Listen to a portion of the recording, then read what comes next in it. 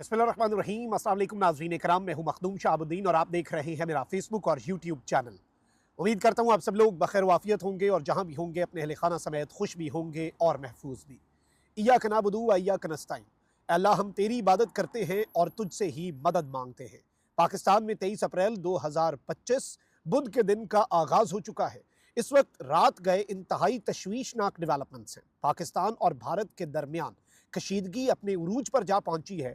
भारत के अंदर मकबूजा वादी में एक दहशत गर्दी का हमला, और उस दहशत गर्दी के हमले में भारतीय नेवी के अफसर समेत जो टूरिस्ट हैं, सयाह हैं, टोटल तादाद अभी तक जो वहां पर हलाकतों की बताई जा रही है वो 26 है।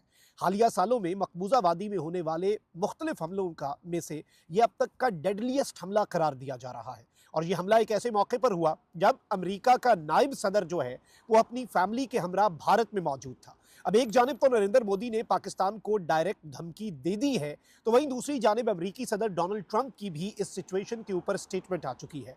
और जाहिर बात है कि पाकिस्तान और भारत के दरमियान तनाज़ा जब जब भी उठता है तो ये पूरी दुनिया के लिए बहुत अलार्मिंग होता है। और इस वक्त भारत की जानिब से पाकिस्तान के ऊपर, इससे पहले भी आपने देखा कि भारत के अंदर जो कुछ भी हो, पुलवामा भी हुआ, तो उसके बाद भी नरेंद्र मोदी जो है उसने पाकिस्तान को धमकी दी और उसके बाद फिर बालाकोट में एक स्ट्राइक की उन्होंने, जो कि सर्जिकल स्ट्राइक थी, सर्जिकल के बजाय। और उसके बाद फिर अभिनंदन वाला एपिसोड हुआ। मेरे पास कुछ लेटेस्ट डेवलपमेंट्स हैं जो मैं आपके सामने रख देता हूं नाज़रीन इकराम। इस वक्त अभी तक का जो डेथ टोल बताया जा रहा है, ये एरिया बेसिकली पहलगाम का है। यहाँ पर यह बताया गया है, भारतीय मीडिया रिपोर्ट कर रहा है कि एक बहुत बड़ा टेरर अटैक हुआ और इसमें बताया गया है कि नेवी ऑफिसर जो है वो भी शामिल है। 26 उन अफराद में जो जान की बाजी हारे हैं।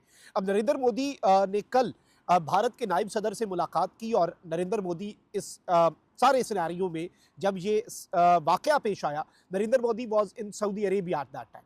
नरेंद्र मोदी ने फौरी तौर पर कॉल की अमित शाह को, जो कि यूनियन होम मिनिस्टर है, कि फौरी तौर पर तुम मकबूजा वादी पहुंचो और वहां पर जाकर फिर मीटिंग्स करो और ये सब कुछ करो। एक आला सतह का इजलास जो है वो भी वहां पर बुला लिया गया।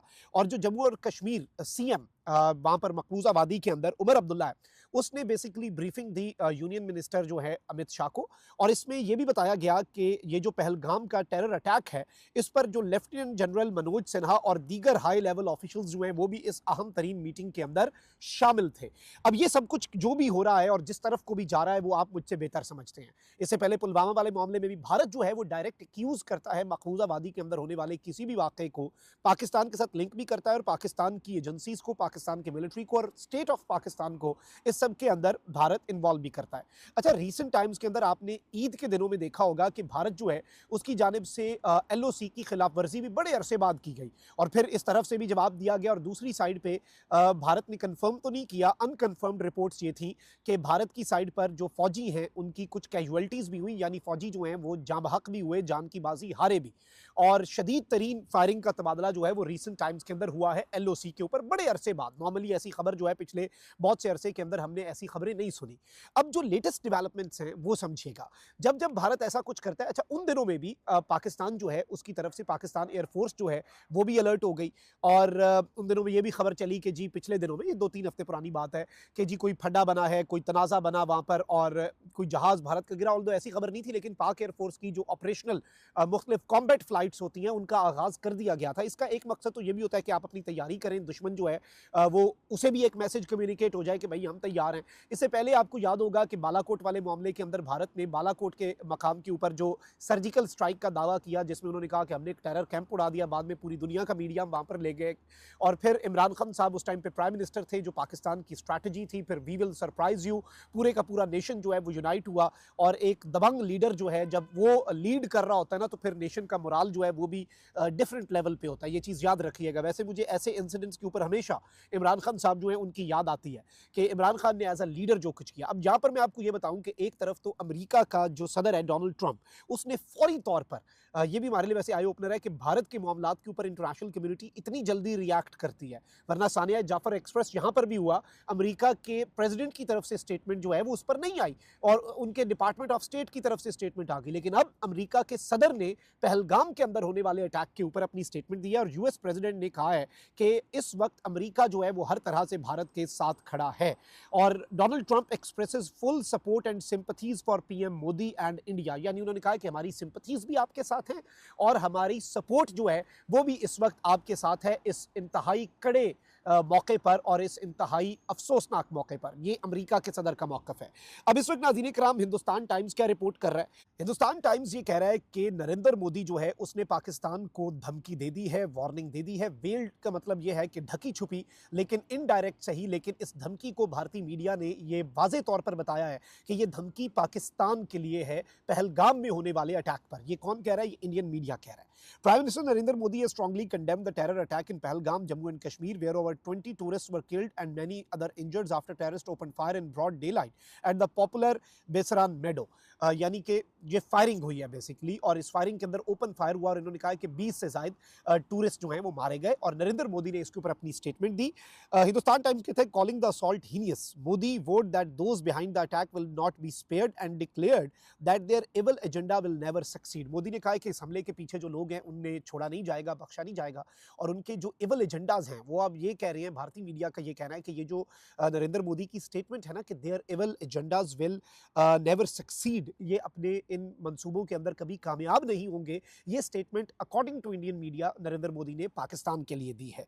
और the prime minister currently on a state visit to Saudi Arabia spoke to home minister Amit Shah and directed him to visit the Jammu and Kashmir territory.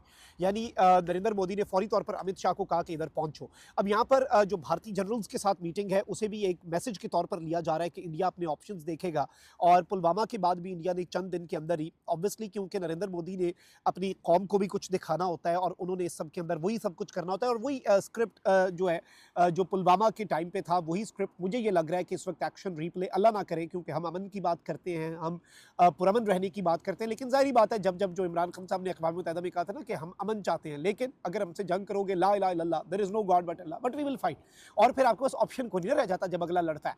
तो ये एक इंतहाई तशवीशनाक डेवलपमेंट है। जाहिर बात है पाकिस्तान के लिए इस वक्त बहुत से चैलेंजेस ऑलरेडी हैं, इकनॉमिक चैलेंजेस हैं, पॉलिटिकल चैलेंजेस हैं, सिक्योरिटी के चैलेंजेस जिसमें दहशतगर्दी है, फिर अफगानिस्तान वाला बॉर्डर है, और अब LOC के ऊपर भी अब हाई अलर्ट। तो ऑब्वियसली ये तो क्यास में ही नहीं ना आ सकता कि पाकिस्तान एयरफोर्स इस वक्त हाई अलर्ट ना हुई हो, और सर्वेलेंस जो है और अपना एयर डिफेंस सिस्टम जो है उसे मजीद मजबूत ना बनाया जा रहा हो एज ऑफ वी स्पीक, जिस वक्त हम बात कर रहे हैं। क्योंकि नॉर्मली भारत जो है वो रात की तारीकी का फ़ायदा उठाता है, और रात की तारीकी में भारत जो है वो कार्रवाइयाँ करता है, और इस तरह की कार्रवाइयाँ कोई नई बात नहीं है इंडिया के लिए पाकिस्तान के हवाले से।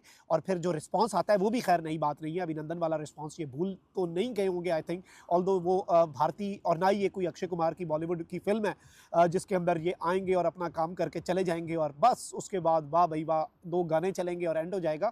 ऐसा होता नहीं है, क्योंकि ऐसा सिर्फ बॉलीवुड फिल्मों में होता है। बॉलीवुड में तो इन्होंने अभिनंदन को भी हीरो बना दिया, मतलब ब्रॉड डे लाइट रॉबरी।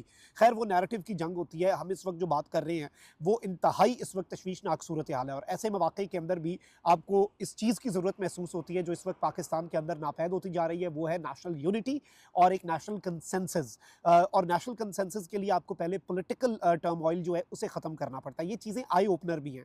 अब अल्लाह करे कि ये सारी की सारी सिचुएशन जो है ये एस्केलेट ना हो, लेकिन ऑब्वियसली अब इंडियन मीडिया इसे जिस तरह से रिपोर्ट कर रहा है और जिस तरह के इंडिकेटर्स दे रहा है, तो चीज़ें जो हैं in the coming days God forbid but ख़राब हो सकती हैं।